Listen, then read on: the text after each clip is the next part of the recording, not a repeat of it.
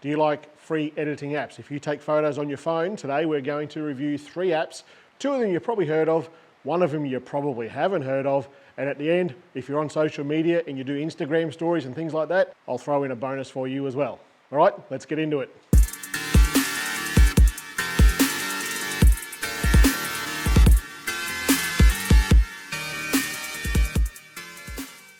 G'day guys, Shane Mostyn here. If you're into mobile photography and learning about mobile photography, this is probably a channel you want to subscribe to. Hit that button down the bottom here.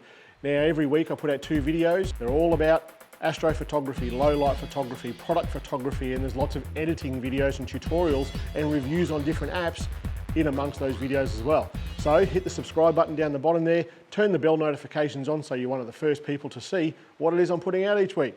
All right, without any further ado, let's get into this week's video. So the first app that we're going to look at this week is Adobe Lightroom Mobile. Now, I use Adobe Lightroom on all of my professional work, all the weddings, family photos, all that sort of stuff that I do. I use it every week for that sort of photography on the desktop. On the mobile, it's also really good as well. I'll go to weddings and I'll take photos on the phone. I'll quickly Wi-Fi those photos to the mobile, do a quick edit in Adobe Lightroom Mobile, SMS it off to the customer, and they've got something ready to go right away for their wedding social media stuff.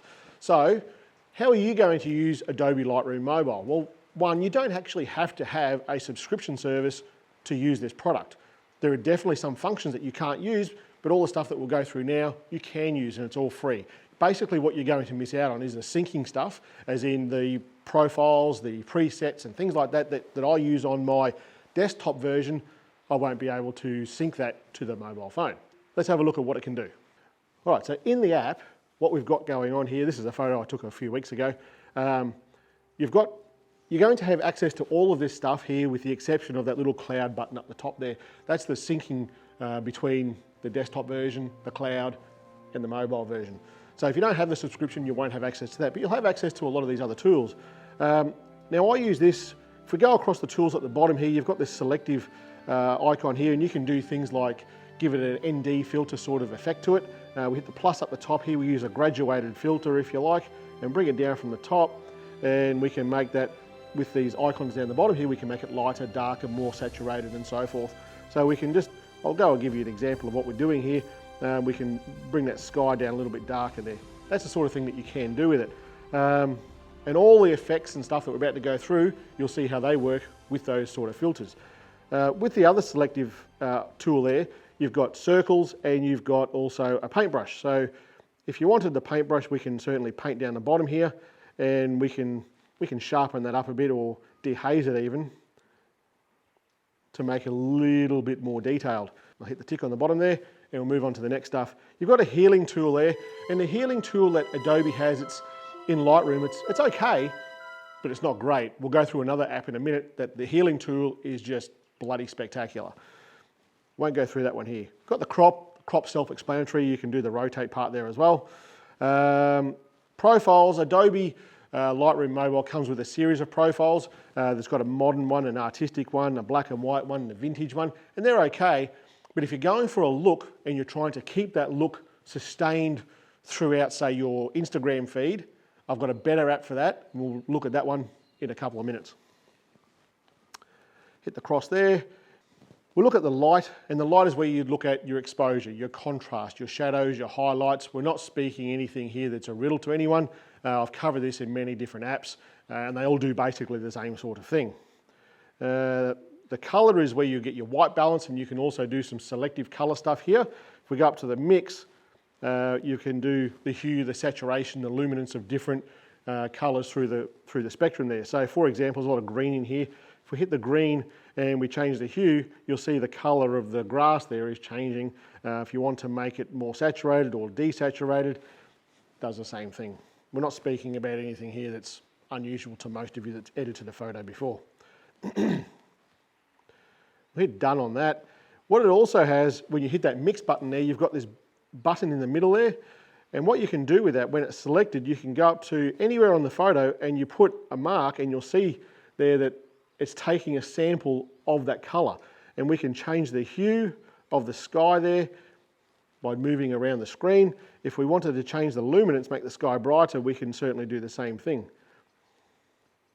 Make sense? Sweet as. So also across the bottom here, after color, which is where you change white balance and so forth, we look at the effects tab here. You've got the texture, the clarity, and the dehazing tool is really quite effective on this. I use this quite a bit for my wedding sort of photos and portraiture sort of photos. So if you wanted to add some haze to it, you slide him to the left, and if you want to dehaze the photo, you slide him to the right, and use that as you will. The vignette is there as well. If you need a vignette, it's there as well. Most of the apps that, well, actually all the apps that we look at today have these same sort of tools. But the main thing from the Adobe tool is I use this for all of the broad sort of spectrum edits that I want. If there's something specific that I want from another app, I'll export it from Adobe Lightroom Mobile and then bring it into those other apps. The main thing that I like about Adobe Lightroom Mobile though is the chance to use my presets. So if I've saved presets on the desktop version and I want to bring them into the mobile, I can, and it can save you a bit of time. So I use one that I call brown, and it basically desaturates everything that's green. It lifts the browny sort of colors, and that's what it can do there. I also use a wedding one, which will give me a bit of haze to the photo. It basically saves me time on the job whilst I'm doing this stuff, whilst I'm taking photos. There's certainly a few there. There's got the Polaroid one there. And basically I use them on the desktop and I bring them to the mobile. And that's the best thing that I find about this app. All right, let's look at the next one. The next one is Snapseed, and you've probably used it as well.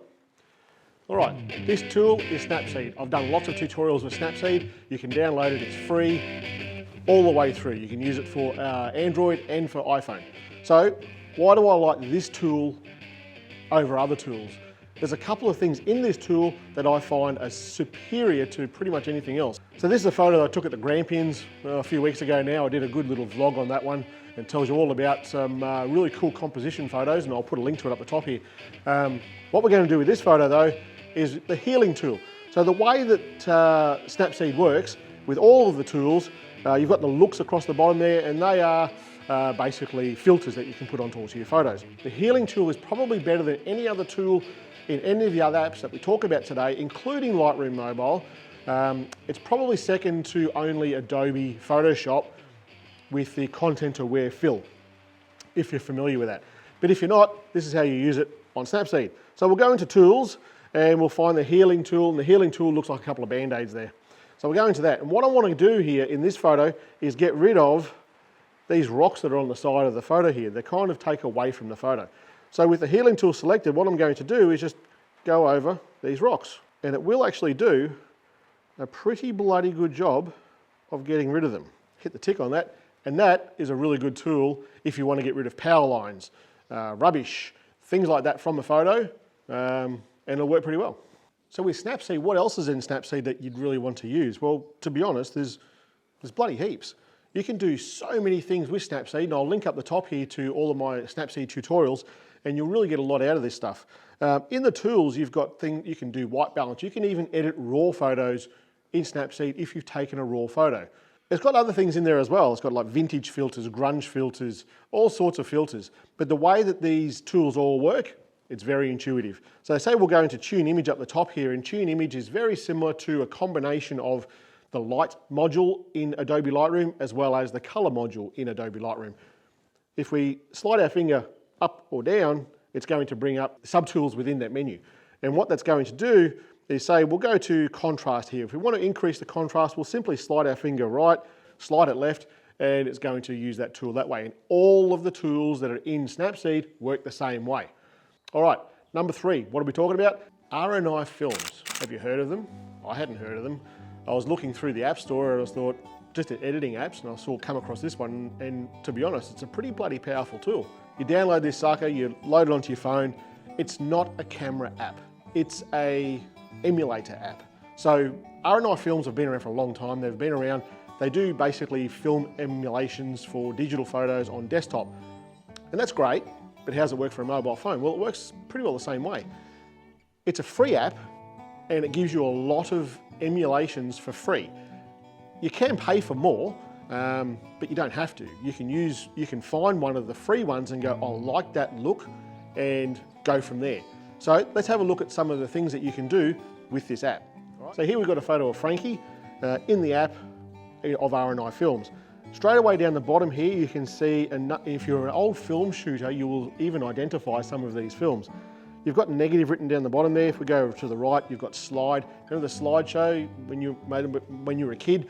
You sat down in the living room there, and mum and dad put a heap of slides into a projector, and you watch all these photos up there on a sheet hanging from the roof. When you saw old Aunt Norma bloody going down a slide or something in a place that you'd never been to, and for some reason they thought we'd all be excited. Anyway, you've got slides. Go across from slides, and we've got instant. You know, the old Polaroid instant photos where you pull the photo out the bottom there, you give it a bit of a shake, and you know, the Polaroids basically. You've got different films there from Polaroids. Black and white, self-explanatory, and the vintage ones there. And what you'll find with these, as I change these photos between the different ag for colour photo films, the whole thing changes. And this comes back to what I was talking about before with the Instagram feeds. If you've got a series of products that you have, or a look that you're going for, I would suggest that you pick one or two of these different sorts of presets and maintain those ones throughout your feed, and all your photos will look very similar. It's very easy to do. So we'll go with the warmer one there. Yeah, the Ag for Colour 40s warm. Yeah, that'll do fine. And we'll keep that one in play there. So you can see there it's got the film icon is highlighted yellow. If we go to the right, we've got the tools. So we've got there all the same things that we just saw on Snapseed and Adobe Lightroom. So if you're looking for a tool just to use for your Instagram feed, I would actually say give this one a go. You can control the brightness of the photo. You can control the contrast of the photo. You go through all these tools here, and it works pretty bloody similar. When you get down to the bottom there, the far right-hand side, you've got the dust icon there, and you can actually add dust and grain to this photo, and it works pretty well. So what I would suggest is that if you've got an Instagram feed, you're a business owner, or you're someone who's just trying to up your Instagram game, this is a pretty good app for you. Like I said, pick a couple, stick to those, and your feed will look very, very similar the whole way through your feed. When you export it, you can export it straight to Instagram, straight to your photos, straight to Facebook, and so forth. So RNI Films, it's a pretty bloody good tool. So when I've run workshops in person with customers who own businesses in town, but in that workshop what we do is, after we finish taking the photos and editing the photos, we then start to add some text to it. So say for example, you've got a product and it's on sale now, you might put an on sale wording across it. And how do you do that? Well, you can do it in Snapseed. Snapseed's reasonably good for adding text, but it's not as intuitive as you would like it to be, and it's certainly not as well optioned as you would like it to be. So I talk about a product called Canva. Canva is free, it's an online desktop version of it, and there's also an option for it on your phone, but it can be a little bit clunky and convoluted, and it's not very intuitive in the way that it works. But I'll link it down the bottom there in the description, and you can see it for yourself. What I found recently though is another product, and I'll open up WordSwag here, and it's a free app. You can download it from the App Store. There's lots of things that you can do in there for free, but if you want to get really funky with it, basically you need to start paying for stuff. Now down the bottom here straight away, you've got lots of options about the cropping size that you want to do with this photo. You can go square, you can go 9:16, and we all know what that's for. But if you don't know what that's for, we can keep scrolling across, and you can see there Instagram stories. See, it didn't change, 9:16. Instagram portrait, which is the 1:1 ratio. You've got Facebook posts. You've got, well, look, there's heaps. There's Twitter stuff there, Pinterest, LinkedIn, all those sorts of social media stuff, platforms that you might want to add text to photos before you post them onto there. But what we're going to do here today is an Instagram story. Just for the sake of doing an Instagram story, I'll actually use this post for this video. How about that? All right, so we'll go with that. We'll go next. You can add a frame in there, but I'm not a huge fan of frames. And basically what I want to do here is add whatever text that I want to do. If you have a look across the bottom, you'll see the one that I'm in right now that says September issue. That's just like a headline for a magazine, I guess. That's free. The one next to it there that says Simply Good, that's not free. If I want to add text, it's going to say, well, try Pro for free. You're going to end up adding that later. And I'll put the link down the bottom. I'll put the pricing in the description down the bottom. It's not cheap, but if it's something that you're going to use often, I would absolutely do it. I think this one has a subscription service, or you can pay for it outright in the beginning, which is always what I would try and do. So let's have a look at, well, we'll go back to that September issue one, and we're going to change the text up the top here. What I'm going to say here is 3 free editing apps. You can move that around the screen just by clicking and dragging it. You can make it larger by using the finger swipe, and you can also twist it and turn it using the same sort of gestures. I'm going to put that down the bottom there, but it's black. It doesn't really stand out that well. So how I'm going to change the color. If we go to the color here, we'll change it to white. That actually works okay. Don't mind that. I'm going to save that now. That's going to save it to my camera roll. Every time that you export one of those photos, you'll see there, it's got the watermark from that because we're using the free version. If you pay for that sucker, that watermark goes away. So with those 4 apps, think about the workflow that you can have.